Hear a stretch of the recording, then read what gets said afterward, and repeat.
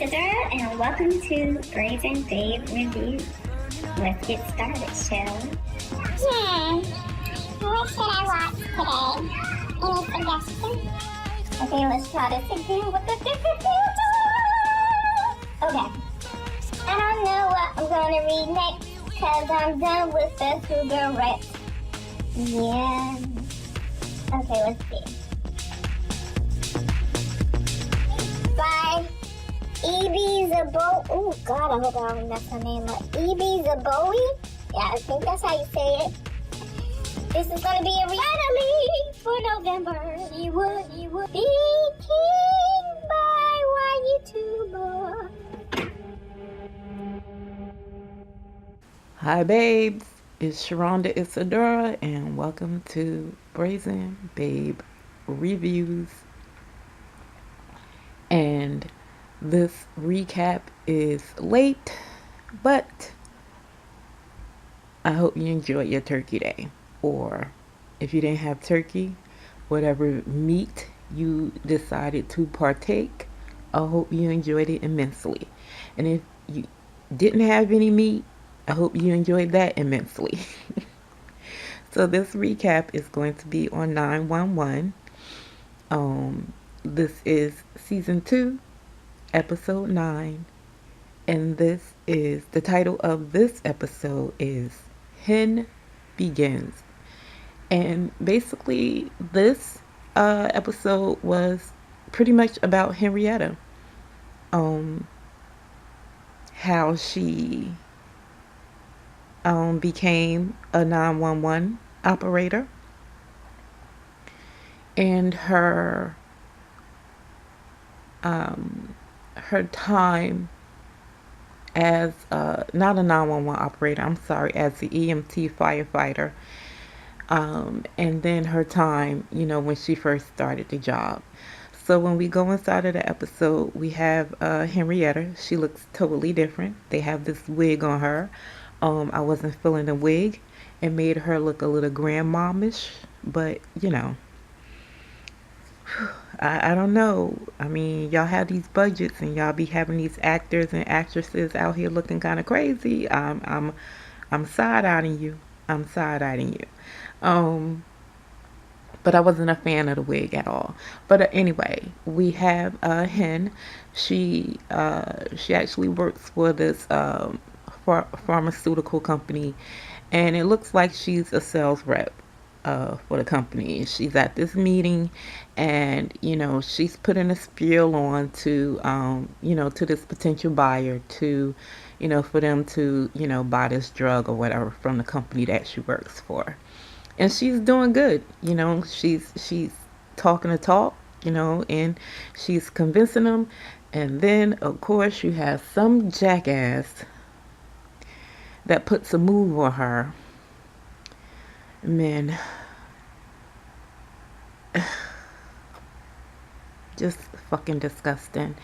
And Hen pretty much, tells him, like a dude, get your hands all the way the fuck off me.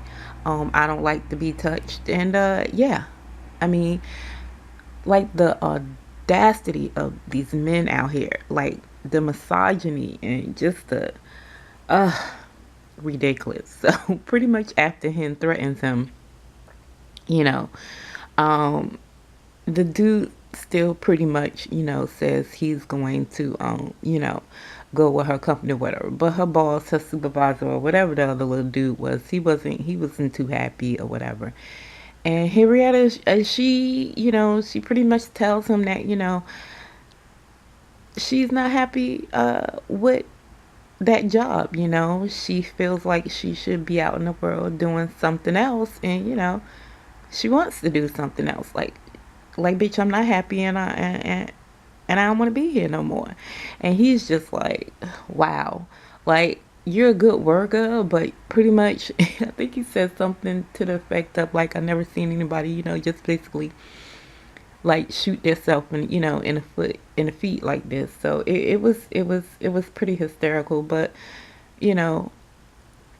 she's made up her mind. She quit that night, with whoever her business partner was, she wasn't going back to that job. And the next day, we have her sitting. I guess she's talking to her therapist or whatever, and she's taking this those old tests they used to take, where you can figure out, what do you want to be in life, or what are you going to do in life, your job, figure out your job. And she had took this test, and the lady was pretty much telling her like, hey, you're bullshitting. You pretty much took this test, and you're basically telling me answers that you think I want to hear, and like, you're bullshitting. Like, she was pretty much telling him like, whatever you decide to do, you're going to be amazing at it, because of the type of person that you are. Henrietta feels like she should be out, in the world, helping people. She just didn't know, you know, what type of job that would entail, right? So, as her therapist is talking to her and stuff like that, she starts to have like these complications where it looked like she couldn't breathe or something to that effect, and she passes out. Henrietta ends up calling 911, but she also ends up like, assisting in saving this woman's life. And one of the 911 operators that was there, he was pretty much telling her that, like, the lady pretty much survived because of Henrietta. And you know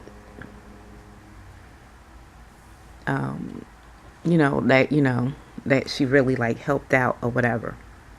Like, if she hadn't like did what she did and called 911 as soon as she did, the lady probably would be dead. And Hen, after they take the lady out on a stretcher, and she's kind of like standing there, and this idea forms in her head, and she figures it out. She wants to be a EMT, and firefighter, MET. So we go to the scene where she's talking to her ex-girlfriend, the crackhead that when we first, if you haven't watched, the seasons or whatever, we see the crackhead. She's not a crackhead at this point, but Henrietta is with her ex at this time. They're sitting around, they're talking, and Henrietta is telling her how she wants to take a chance and go and take the test to be a EMT firefighter. And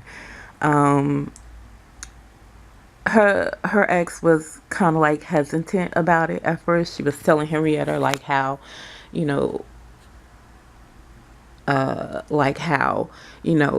the police department is bad, but the fire department is pretty much worse. It's a boys club, and it's a white boys club, and Henrietta, being this black female lesbian,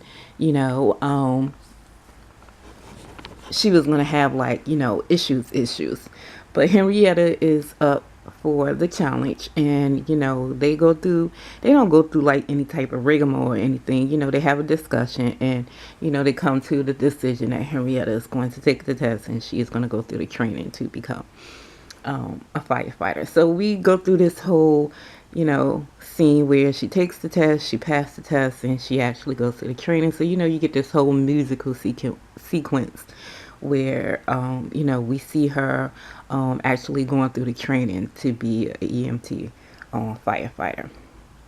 And then, child, it gets interesting when she gets assigned to the firehouse that they all work at now, but it was pretty much Chimney there initially. That's how she meets Chimney first. Bobby and Buck and ex-military, they're not there because we're talking about Henrietta's coming into EMT job and stuff. So child, it was when she first walks inside of the Fire station, she meets her supervisor in jail. Just from the look at of him, I knew he was going to be a piece of shit. Um, he he's like talking like kind of like uh sideways to her. Oh, you're more prettier than I expected, and basically he doesn't really want Henrietta there. Um, he's pissed off because his thing his thing is like, Henrietta's a diversity hire, and he doesn't want any women. I don't think he, whether they were black, white, whatever ethnicity, I don't think that man wanted any woman in his firehouse, because he calls everybody out there and he's like, meet our new diversity hire. Girl, I was like, oh shit, this man is going to be something else to deal with. But Henrietta takes it in stride. And, she goes through uh, the the frat thing. They're not, because, when you're at the fire station, sometimes you have to stay, overnight and, eat dinner or lunch and stuff like this. So, they're giving her like the cold shoulder. She's trying to like talk to them, get inside of the conversations or whatever. And they're pretty much giving her the cold shoulder. Bunch of idiots. But the only one that's really like open to her, of course, is Chimney. And, he's breaking the ice, and he's just trying to tell Henrietta, like, it ain't easy for him either, him being Asian. And but Henrietta is pretty much telling him, like, yeah, I understand, yes, you're a minority too, but with me, I'm female. Not only am I female, and not only is my sexuality in question here, but I'm a woman. I'm a black woman. So yes, you have the problem of being a male of color, a person of color, but you're still a man. I have all these other, so you still have the privilege of not getting harassed and, by these people, So she's having a hard time at it. Like, this dude was like a real asshole. They had this one scene where she gets like her first call. And what they have is this woman, it's California, so some areas are kind of like rocky and muddy and stuff like that. It's like this real, like, bad storm going on, whatever. And, we have this daughter who has to return back home and all this other stuff. So, to make the story short, what happens is the mom is sleeping on the couch as she's making up her bed, making up the couch, to go to bed or whatever. She hears like some rumbling or whatever, like trees, like, cracking, rumbling or whatever outside the window. And when she goes to look out the window, child, it was a mudslide, and that shit slid right into the living room, and it pretty much like covered her. And it was raining. So, at the end of it all, this woman was covered in a wet, heavy mudslide. So the daughter calls, and the fire department gets there, and they're trying to get her out. It's not working.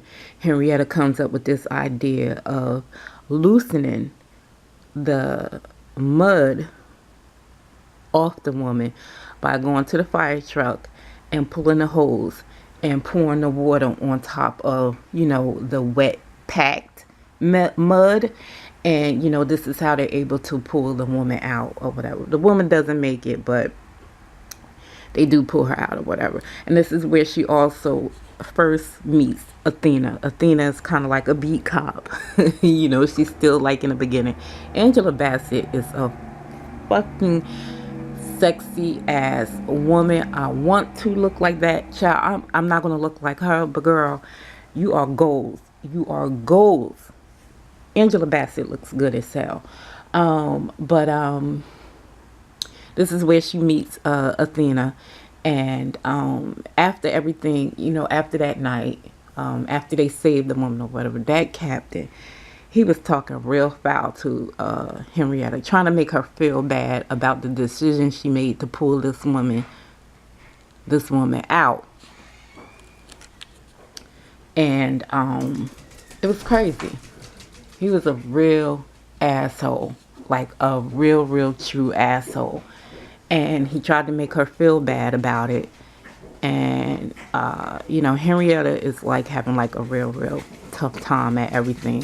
All right, before I was so rudely interrupted, what I was saying is dude is giving like Henrietta a hard time. The conversation that I was saying that she had with Chimney was, how, his male privilege, regardless of him being an Asian male, a Asian, his ethnicity or whatever, he still has more privilege than her. So Tim is just trying to like get Henrietta to be more, just pretty much trying to like get her not to like cave into herself while dealing with this asshole of a dude. And I mean, look at him. I mean, this captain, he looks like, just from the old guard, as Athena said in one of the scenes. He wasn't just sexist. He probably was also racist as well. So, he told her, if you're not going to talk to me about anything, you really should have somebody to talk to unpack all of this with, to unwind with or whatever, before, you drown yourself in all of it. So she ends up giving, because at the end of the scene where, they, where they pulled the lady out of the mudslide, Athena ends up giving her number. So she ends up calling Athena. They meet at this bar, and she thinks she's just gonna go talk to Athena, and they're just gonna have like this conversation, whatever. But Athena has like other people there. It was like two other people. It was this I don't know if she was Hispanic or a Latina. I don't know. But there was also this young guy there, and he was gay as well. And Henrietta was a little bit uncomfortable, but initially at first. But what happens is, once, the drinks start flowing and everybody start telling their stories about, how they first got onto the job, how they were treated and stuff like that. Athena, I'm sorry, Henrietta, she's sitting there, she's listening, and, she's thinking, and, they're making her feel better, you're not the only one, we all get, been through this, we all going through this, it's how you handle it, it's how you handle that mess that defines you, So, Athena pretty much tells her, like, you don't let these people define you. You go in there and you be you, and you do your job the only way that you know how to do your job, and and things of that nature. So we go in the next day, and Henrietta, there was this other scene. She's cleaning. I don't remember what it's between, but I just thought about it. So she's cleaning a fire truck, and she's bent over. You bend over, you're doing some things, whatever. And the captain ends up walking up behind her. He's checking her out, fucking pervert. And, he's talking to her. He came off kind of like welcoming at first, kind of like complimenting her on how she cleaned the fire truck or whatever. And Henrietta, she's taking in a compliment, whatever. And then this motherfucker just totally goes nuts on her and tells her that, she thinks she's slick because she thinks she, outsmarted them, all at the previous scene where they rescued the lady. And if she went against his orders again, he was going to do blah, blah, blah, whatever. So Henrietta's just like this, she's just like this motherfucker, like can't do shit. And like she had cleaned like the front of the truck, like the grill of the truck or whatever, had that shit spit shining, you could see your motherfucking reflection in it. And this motherfucker put his dirty ass boots on it. I was like, ooh, Jesus, take the wheel. Oh, Lord Jesus, be offense, be offense, be offense. So, a call comes in and they're about to leave, and he tells Henrietta, like, oh, you stay here. I don't want you out in the field again until I feel that I could trust you or whatever. It was a bullshit call. He was basically, just, using his authority over her because he wasn't happy with the decision that she made. Like, yeah, the woman still died or whatever, but Henrietta made a call, and he was just being an asshole. So this was actually the scene before she meets up with Athena and the other guys at the bar. So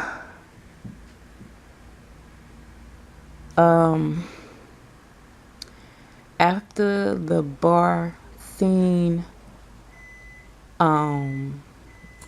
he comes in here with this damn noise. After the bar scene, I'm trying to remember what happened after the bar scene. Oh my God, I'm getting old and I can't remember. Well, after the bar scene, we find out that Henrietta is actually they're like, oh, okay. So what happens is we have another accident, another emergency call, and they all go out there. It was this car accident, and one car is like flipped over or whatever. Oh, okay, what happens is the next day after the bar scene, I don't know where my brain was. After the bar scene, Henrietta gave like this speech. She was basically told them like, like, look, I saw all you motherfuckers when I first came up in here, okay? I know this is a boys club. I know y'all used to dealing with, women, especially black women, and all this other stuff. But y'all gonna motherfucking respect me while I'm here. You know what I'm saying? That's pretty much what she was telling them or whatever. So they have this call, they have this accident. It was another rainy night. It looked like it was a bunch of teenagers or whatever in the car. I may be mixing up the scenes or whatever, y'all. I don't even know. But they get to the scene, they see like one car or whatever, and one kid was like outside of the car or whatever, and Henrietta and Chimney are like helping him or whatever, and they like see like these little flowers or whatever. So this is how they're able to locate some people, whatever. So Henrietta goes to the captain and she tells him like, I see like this yellow paint. She was like, I think it was another car, but they didn't see the car because when they got to the accident, it was just the one car with the kids inside or whatever. So he's like, he's still being his asshole self. Just because you see, basically telling her, just because you see yellow paint on, on the car that we see now, that doesn't mean it's another car. Like, just pay attention to your victim or whatever. But Henrietta's like, this motherfucker, you know what I'm saying? So she goes back. She's asking the kid questions like, what do you remember about the accident? The kid is saying he pretty much don't remember or whatever. Like, he remembers like, the driver driving, and, after that, he doesn't remember everything. So Henrietta just decides to like take it, just take a chance, and she sees like these flowers. There's like these flowers by the car or whatever. So she starts following the flowers or whatever. She's like, fuck it, I'm just gonna go look, because I got a feeling like there's another car. I'm not gonna let this go. So she walks off, and Chimney says to her like, what about your your patient or whatever? And she's just like, somebody else to handle it, I gotta do this. So Chimney ends up following behind Henrietta.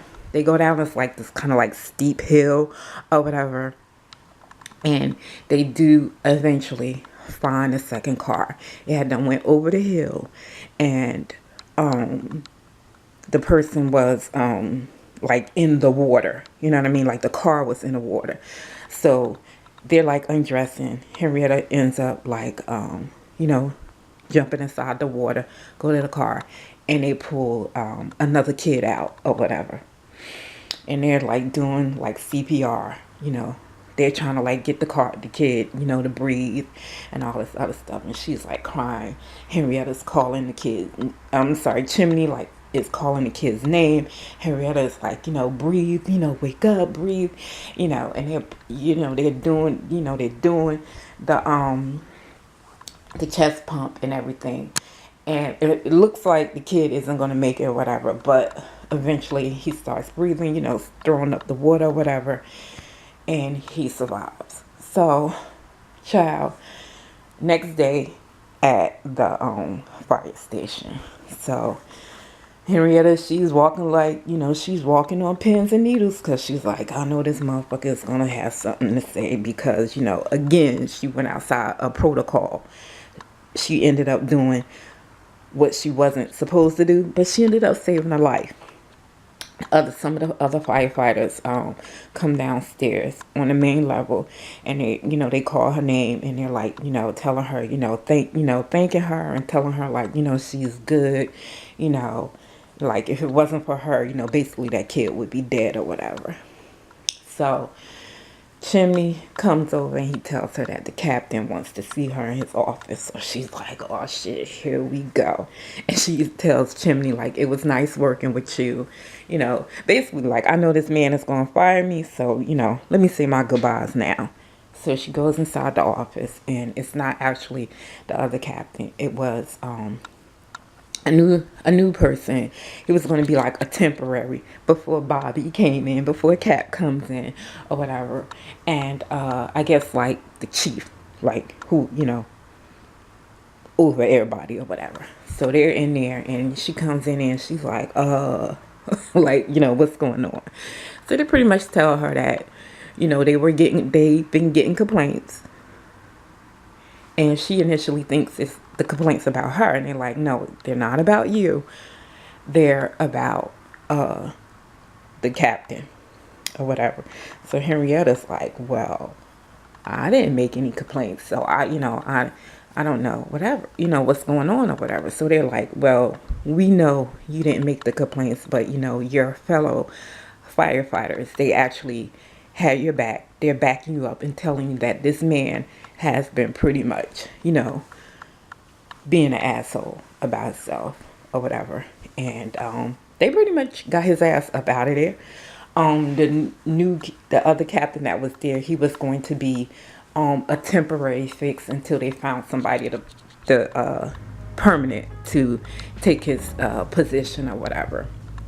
And this, guys, is how Henrietta ends up becoming a EMT firefighter, mainly an EMT.